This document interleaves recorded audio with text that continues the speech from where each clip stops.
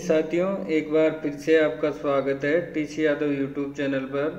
आज मैं आपको माध्यमिक शिक्षा बोर्ड राजस्थान अजमेर द्वारा आयोजित की जाने वाली माध्यमिक परीक्षा व उच्च माध्यमिक परीक्षा के परीक्षार्थियों के ऑफलाइन परीक्षा आवेदन पत्र भरने के बारे में बताने वाला हूं। नेक्स्ट वीडियो में ऑनलाइन आवेदन पत्र भरने और फी डिपॉजिट कराने के बारे में बताएंगे। जैसा कि आप जानते ही हैं कि बोर्ड कक्षाओं के फॉर्म भरना स्टार्ट हो गए हैं। आपको पहले विद्यार्थियों से सही ऑफलाइन आवेदन भरवा लेना चाहिए ताकि ऑनलाइन फिल करते समय किसी भी प्रकार की त्रुटि से बचा जा सके। तो चलिए स्टार्ट करते हैं। ऑफलाइन एप्लीकेशन फॉर्म आपको BSER की मेन वेबसाइट पर मिल जाएगा। आपको सेकेंडरी कक्षा या व्यावसायिक शिक्षा, सीनियर सेकेंडरी कक्षा या व्यावसायिक शिक्षा, प्रवेशिका कक्षा या उपाध्याय कक्षा, जिस भी कक्षा का फिल करवा रहे हैं उसे यहाँ से डाउनलोड कर लें और स्टूडेंट्स की संख्या के अनुसार प्रिंट लेकर स्टूडेंट से ऑफलाइन फिल करवा लें। ऑफलाइन फिल करते समय इन बातों पर विशेष ध्यान दें। जैसे ही आप ऑफलाइन फॉर्म को डाउनलोड करेंगे तो इस प्रकार से आपको फॉर्म शो होगा। जैसे ये मैंने उच्च माध्यमिक परीक्षा के लिए ऑफलाइन आवेदन पत्र डाउनलोड किया है, जिसके अंदर ऊपर लिखा है परीक्षा आवेदन पत्र उच्च माध्यमिक परीक्षा 2026। और सबसे पहले आपको स्कॉलर रजिस्टर क्रमांक यहाँ पर एंटर करने हैं। उसके बाद में जो ये कॉलम आपको शो हो रहे हैं, यहाँ पर आपको विद्यालय के कोड एंटर करने हैं। कोड एंटर करने के बाद में आपको उसके नीचे शाला दर्पण क्रमांक एंटर करने हैं। फिर आप विद्यार्थी का नाम, माता का नाम और पिता का नाम, उसके स्कूल रिकॉर्ड और उसकी 10th की मार्कशीट के अकॉर्डिंग यहाँ इंग्लिश अल्फ़ाबेट में एंटर करवाएं। उसके बाद में आपको श्रेणी कोड एंटर करना है। अगर आप सभी विषयों के अंदर परीक्षा देने वाले हैं तो आपको यहाँ पर 01 सेलेक्ट करना है। साथ में आप ऑल सब्जेक्ट भी लिख सकते हैं और उसके बाद में नेक्स्ट आपको यहाँ पर 01 लिख देना है श्रेणी कोड में। नीचे ओनली फॉर कैटेगरी, केवल श्रेणी 1, 2 व 8 के लिए ऑल सब्जेक्ट संपूर्ण विषय, और डिवीज़न इम्प्रूवमेंट के लिए श्रेणी सुधार चूज करना है। फैकल्टी चेंज के लिए आप श्रेणी कोड 8 का चुनाव करेंगे। अब नीचे आपको आपके अपने मेन जो ऑप्शनल सब्जेक्ट हैं उनका चुनाव करना है। आपकी जो भी 3 ऑप्शनल सब्जेक्ट हैं उनका चुनाव कर लेंगे अकॉर्डिंग फैकल्टी। अगर आप आर्ट्स सब्जेक्ट से हैं तो यहाँ करेंगे। अगर आप कॉमर्स सब्जेक्ट से हैं तो इसके अंदर 2 ऑलरेडी सिलेक्टेड है, तीसरा आपका जो भी है उसको आपको लिख देना है। और अगर आप विज्ञान वर्ग में हैं तो आपको यहाँ पर फिजिक्स, केमिस्ट्री, और तीसरा अगर आपके मैथमेटिक्स है या बायोलॉजी है, जो भी है उसको आप सिलेक्ट करेंगे और उसका कोड नंबर भी एंटर करेंगे। ऐसे ही आप एग्रीकल्चर के लिए चूज करेंगे। जैसे यहाँ एग्रीकल्चर और एग्रीकल्चर बायो सिलेक्टेड है, तीसरा आपका एग्रीकल्चर केमिस्ट्री है तो उसको चूज करेंगे।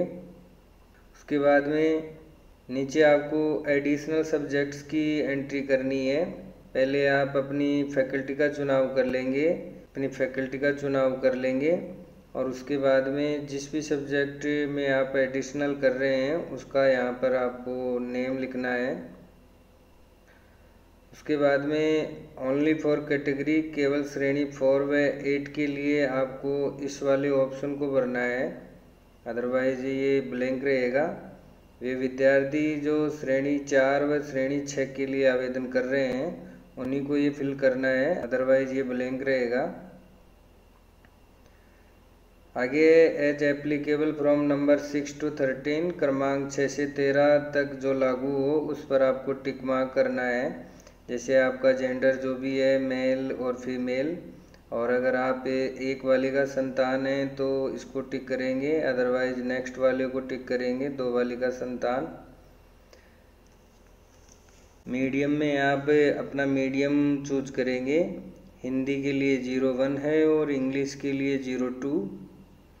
उसके बाद में CWSN पार्ट फर्स्ट में आपको मानसिक मंदता, ऑटिज्म, सेरिब्रल पल्सी, मानसिक रोग, श्रवण बाधित, मूक निःशक्तता, स्पेसिफिक लर्निंग डिसेबिलिटी, बौद्धिक निःशक्तता, मल्टीपल स्क्लेरोसिस या बहुनिशक्तता, इनमें जो भी एप्लीकेबल है उस पर टिक मार्क कर देंगे, अदरवाइज ब्लैंक रहने देंगे।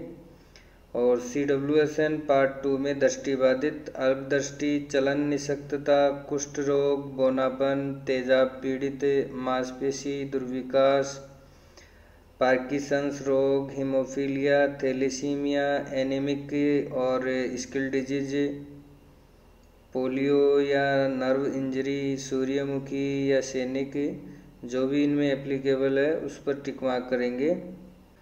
फिर आगे नेम ऑफ वोकेशनल ट्रेड, यदि आपके व्यावसायिक ट्रेड चलता है आपके स्कूल में तो आपके ट्रेड का नाम आपको यहाँ पर लिखना है। और उसके बाद में जो भी आपके ट्रेड चलता है, automotive, IT and ITs, beauty and wellness, retail, health care, tourism and hospitality, electronics and hardware, agriculture, plumber, food processing, multimedia, इनमें जो भी आपके विद्यालय में जो सेक्टर चल रहा है और उन सेक्टर्स में आपके कौन सा है उसी को टिक करना है।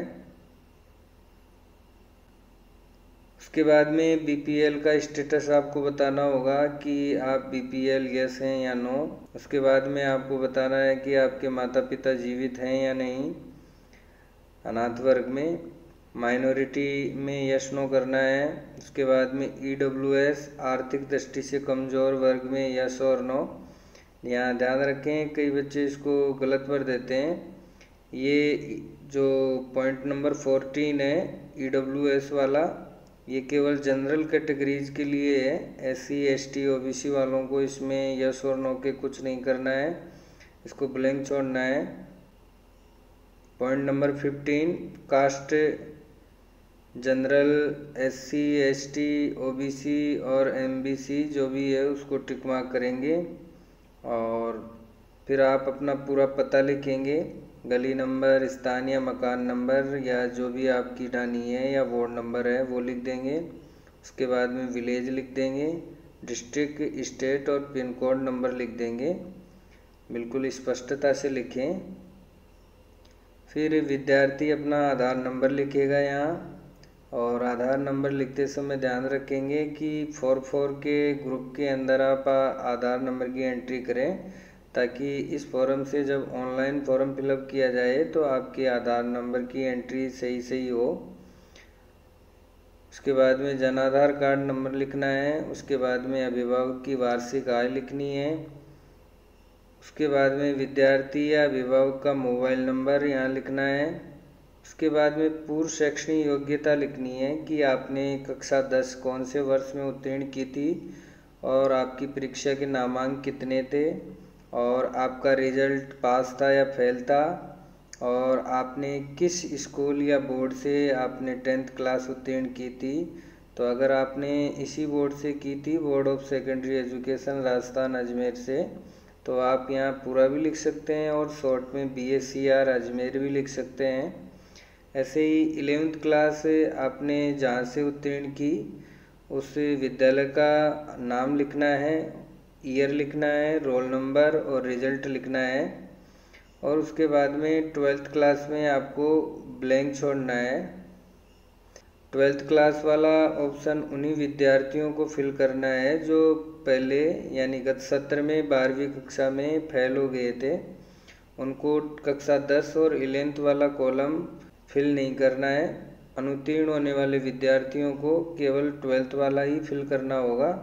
और जो पहली बार 12th क्लास में एंटर हुए हैं उनको 10th और 11th वाले दोनों कॉलम्स की एंट्री करनी होगी।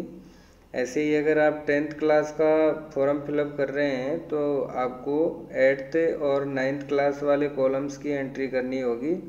बट अगर कोई विद्यार्थी लास्ट ईयर फेल हो गया था तो उसको केवल 10th वाले कॉलम की ही एंट्री करनी होगी, उसको 8th और 9th वाले कॉलम्स की एंट्री नहीं करनी है।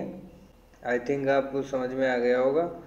छात्र ने यदि कक्षा 10th अन्य बोर्ड से उत्तीर्ण की है तो आपको इंस्ट्रक्शन नंबर 6 को देखना है, जिसके अकॉर्डिंग आपको बोर्ड की साइट पर उसका एलिजिबिलिटी प्रमाण पत्र के लिए अप्लाई करना है। ऑनलाइन बन जाता है। और जब ऑनलाइन आप उसको जनरेट करते हैं तो उसके जो एनरोलमेंट नंबर आते हैं वो यहाँ लिखने होते हैं, और जिस तारीख को आप जनरेट करते हैं वो डेट यहाँ पर एंटर करनी होती है। अगर आप इसी बोर्ड के विद्यार्थी हैं तो आपको ये फिल नहीं करना है, आप इसको ब्लैंक छोड़ देंगे।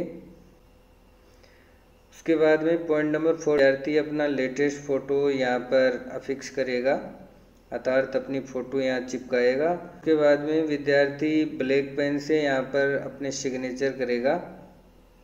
सिग्नेचर करते समय ध्यान रखें कि विद्यार्थी अपने फर्स्ट नेम को ही यहाँ लिखें। कई विद्यार्थी पूरा नाम यहाँ लिख देते हैं, जबकि आपको यहाँ पर अपने सिग्नेचर करने होते हैं। नीचे लिखा भी है यूज ब्लैक पेन और मार्कर फॉर सिग्नेचर। हस्ताक्षर केवल काली स्याही का पेन अथवा मार्कर से ही करें।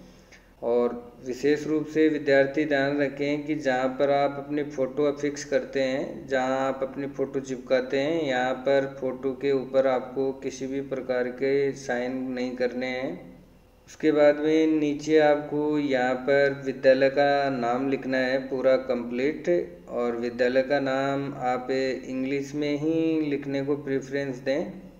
जैसे ही आप विद्यालय का नाम लिख देंगे उसके बाद में आपको यहाँ पर अपने शाला कोड लिखने हैं, जिसको विद्यालय कोड भी कहते हैं। सभी विद्यार्थियों से फॉर्म ऑफलाइन फिल करवाने के बाद में यहाँ पर शाला प्रधान का प्रमाणीकरण करवाना आवश्यक है।